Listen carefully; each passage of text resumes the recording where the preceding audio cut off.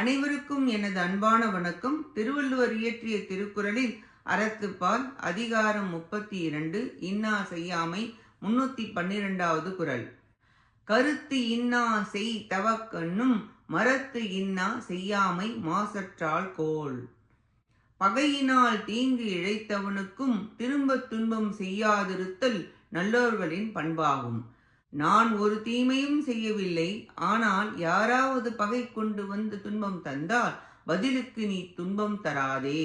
தீமை செய்யாமல் இருப்பது உயர்ந்தவர்களின் செயல். அதை விட்டுவிடு, அதை கடந்து போ.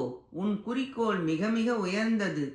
உன்னுடைய குறிக்கோள் ஞானம் பெறுவது, வீடு பேறு பெறுவது. எனவே இதை கடந்து போ, புறம் தள்ளி தாண்டி செல் என்கிறார். கண்டுகொள்ளாமல் உன் குறிக்கோளை நோக்கி செல் என்பது கருத்து. இக்குறளால் செற்றம் பற்றி செய்தல், அதாவது நீங்காத துன்பம் விளைவித்தவருக்கும் துன்பம் தராது விடுதல் என்பது கூறப்பட்டது. நன்றி, வணக்கம்.